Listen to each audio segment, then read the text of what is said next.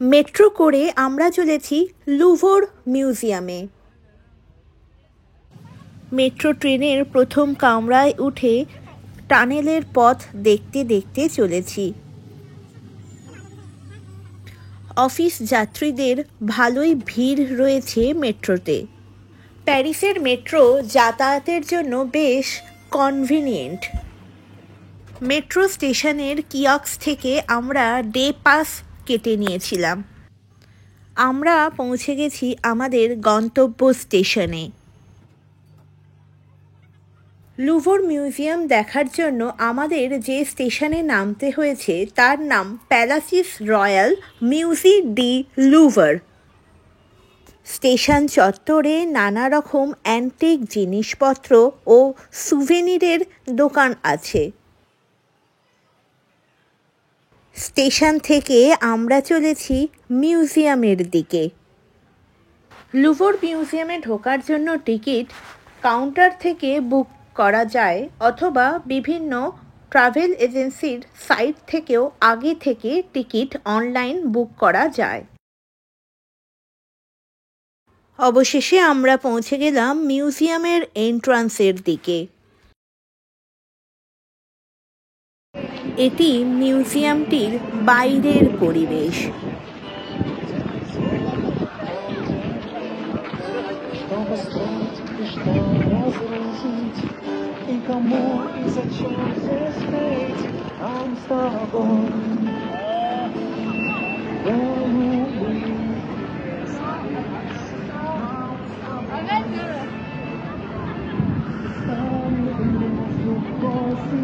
রাজা দ্বিতীয় ফিলিপের সময় এই লুভর প্রাসাদটি তৈরি হয়, আর এই হলো লুভর মিউজিয়ামের বিখ্যাত সেই পিরামিডটি। এটি মোটা কাঁচ এবং মেটালের একটি স্ট্রাকচার। লুভর মিউজিয়ামের টিকিট কেটে প্রথমেই যেটা দরকার এই মিউজিয়ামের ম্যাপ সংগ্রহ করা। মিউজিয়ামের কোন ফ্লোরের কোন ঘরে কোন বিশেষ দ্রষ্টব্য রয়েছে তার একটা সম্যক ধারণা পাওয়া যাবে এই ম্যাপটি দেখে।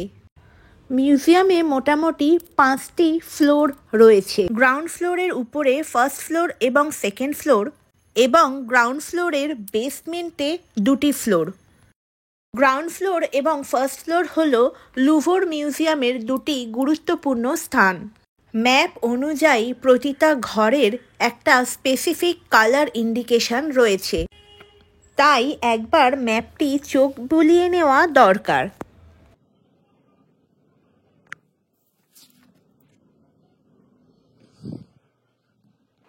লুভর মিউজিয়াম ঘুরে দেখতে শুরু করলাম।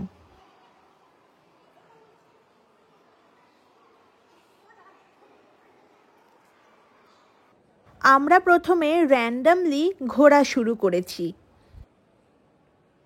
চারিদিকে এত সুন্দর কারুকার্য আর এত সুন্দর মূর্তি দেখে আমরা অভিভূত হয়ে গেলাম। কত সুন্দর সুন্দর ভাস্কর্য দেখলাম আমরা। প্রত্যেকটা মূর্তির অ্যানাটমি এত নিখুঁত যে কি বলবো। এই মূর্তি ও ভাস্কর্যগুলো দেখে ইউরোপিয়ান মানুষদের সৌন্দর্যের একটা সম্যক ধারণা করা যায়।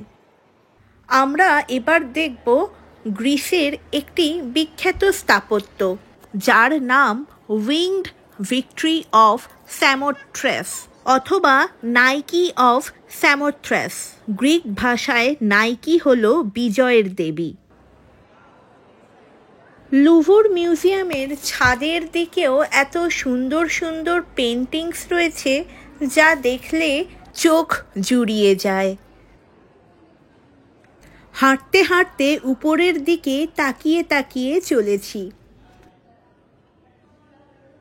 লুভর প্রাসাদের ছাদেও এত সুন্দর কারুকার্য করা।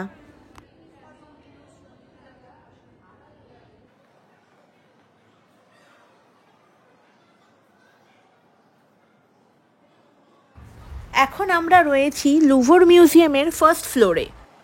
ফার্স্ট ফ্লোরের 3টে সেক্টরের নাম হলো রিচেলিও উইং, সুলি উইং এবং ডেনন উইং। এখন আমরা রয়েছি ডেনন উইংয়ে। ডেনন উইংয়ের বিভিন্ন ঘরের মধ্যে এটি হলো একটি বিখ্যাত ঘর। এই ঘরের রুম নাম্বার 711। বিভিন্ন বিখ্যাত শিল্পীদের আঁকা ছবি রয়েছে এইখানে।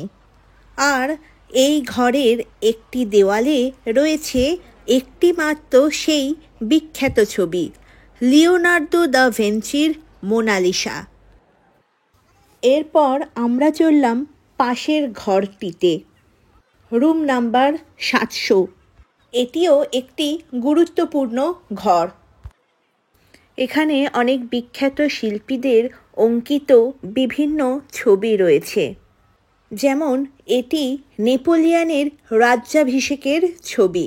এই ছবি অঙ্কন করেন নেপোলিয়নের অফিসিয়াল চিত্রকর জ্যাকিস লুইস ডেভিড। এই ছবিটি 20 ফিট লম্বা এবং 33 ফিট চওড়া। এক কথায় এটি একটি জাইগ্যান্টিক পেন্টিং। এখানকার প্রত্যেকটা ছবি খুবই নৈপুণ্যের সাথে অঙ্কিত হয়েছে। অ্যানাটমির ফিগার ড্রয়িংও খুবই নিখুঁত। যেদিকেই তাকাই মুগ্ধ দৃষ্টিতে নয়ন মেলেছিলাম।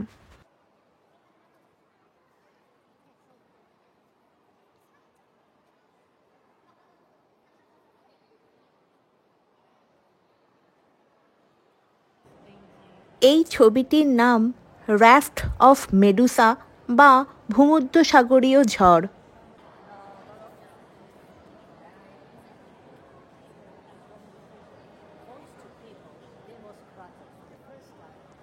এইটি আরও একটি বিখ্যাত ছবি, যার নাম লিবার্টি লিডিং দ্য পিপল।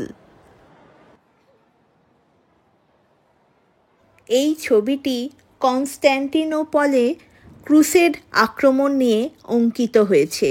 এখানকার ছবিগুলোর মাধ্যমে যেন ইতিহাস জীবন্ত হয়ে উঠেছে।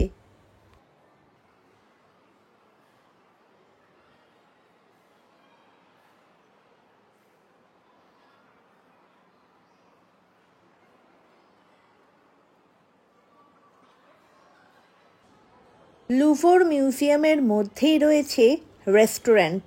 এত বড় বিল্ডিং ঘুরতে ঘুরতে খিদে পেয়ে যেতেই পারে, তার জন্যই এই ব্যবস্থা। আমরা ইতিমধ্যে এসে পৌঁছে গেছি গ্যালারি ডি অ্যাপোলোন বা অ্যাপোলো গ্যালারি। এটি ফার্স্ট ফ্লোরের ডেনন উইংয়ের অংশ। অসম্ভব সুন্দর কারুকার্যমণ্ডিত এই অংশটি। লুভর মিউজিয়ামে এলে এই পোর্শনটি কোনোভাবেই বাদ দেওয়া যাবে না।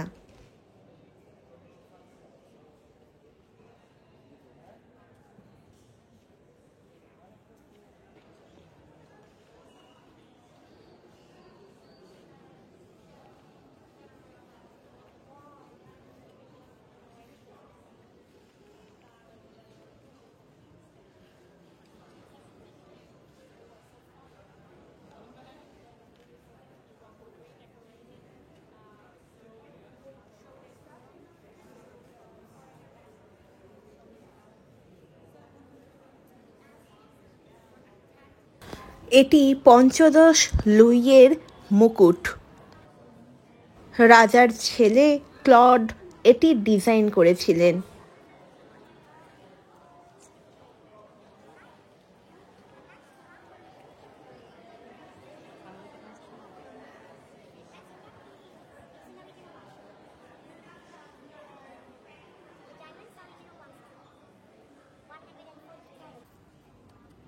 রাজা প্রথম নেপোলিয়নের স্ত্রীর বিভিন্ন গহনা এইগুলি।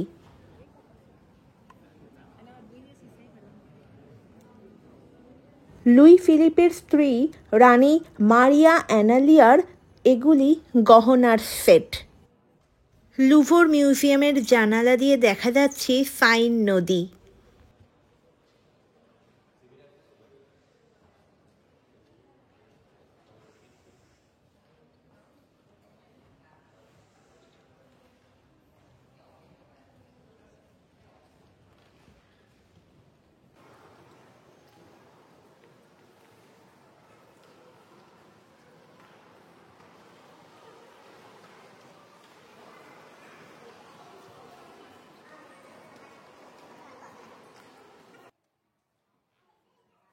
লুভর মিউজিয়ামের একটার পর একটা ঘর দেখে চলেছি, দেখার কোনো শেষ নেই।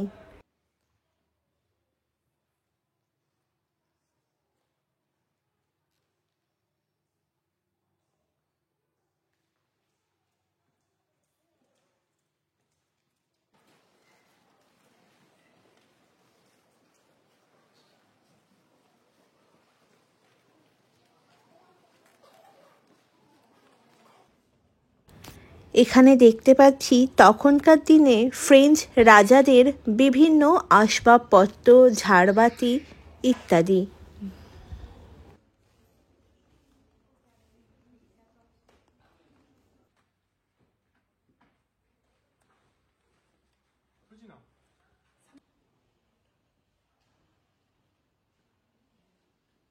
আমরা ঘুরতে ঘুরতে এসে গেছি ফার্স্ট ফ্লোরের রিচিলিও উইংয়ে। একটি শিশু কোলে এই মূর্তিটির নাম জোয়া দি ইভরিউ।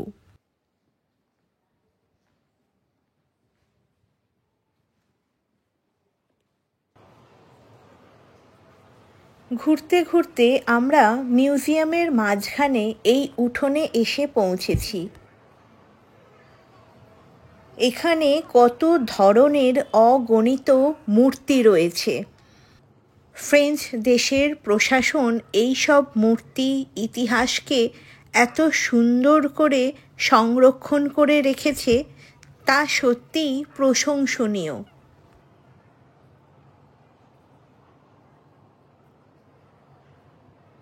মূর্তিগুলির অবয়ব কি নিখুঁত তা তো ভিডিওতে দেখাই যাচ্ছে। ভিডিওতে যা দেখা যাচ্ছে তা লুভর মিউজিয়ামের যৎসামান্য কিছু দৃশ্যপট। এত বড় জায়গার সব জায়গা তো ভিডিও বা ফটোগ্রাফি করে রাখা যায় না। তবু কয়েক বছর পর যখন আমরা এই ভিডিওগুলো দেখে স্মৃতিচারণা করব, তখন মনটা উৎফুল্ল হয়ে উঠবে। এখন আমরা মিশরীয় সভ্যতার নিদর্শন দেখছি লুভর মিউজিয়ামে।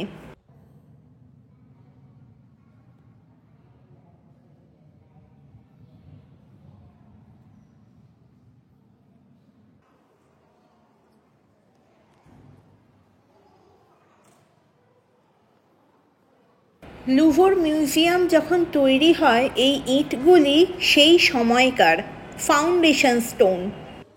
আমরা এখন রয়েছি আন্ডারগ্রাউন্ড লেভেলে। এটি মিশরের ফ্যারাওয়ের মূর্তি। আমরা এখন এসে পৌঁছেছি গ্রিক দেশের স্কাল্পচার দেখতে। মূর্তিগুলি দেখে বোঝাই যাচ্ছে গ্রিক দেশের মানুষদের শারীরিক গঠন অত্যন্ত সুন্দর এবং সুঠাম।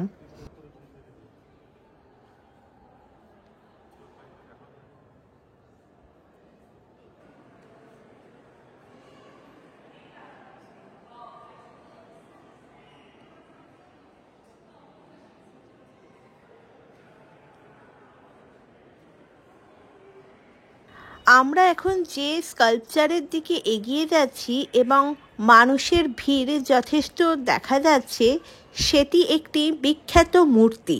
মূর্তিটির নাম ভেনাস ডি মিলো বা মাইলো। এই শুয়ে থাকা ভাস্কর্যের নাম স্লিপিং হার্মাফোরোডিটাস, শিল্পী জিয়ান বার্নিনি। লুভর মিউজিয়াম এতটাই বিস্তৃত যে এর পূর্ণ জ্ঞান লব্ধ করা প্রায় অসম্ভব।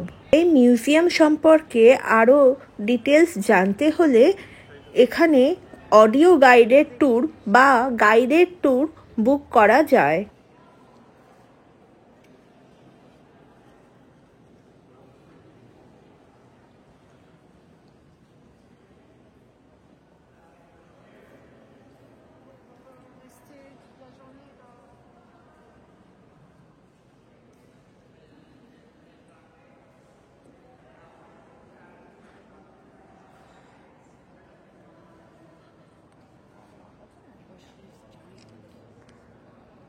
লুভর প্রাসাদের জানালা দিয়ে দেখা যাচ্ছে লুভর পিরামিড।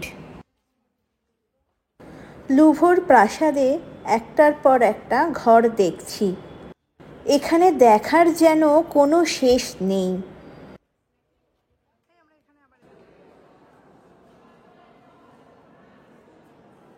এটি একটি বিখ্যাত স্কাল্পচার যেটা সবাই গোল করে ঘিরে দেখছে। এই স্কাল্পচারটির নাম কিউপিডস কিস।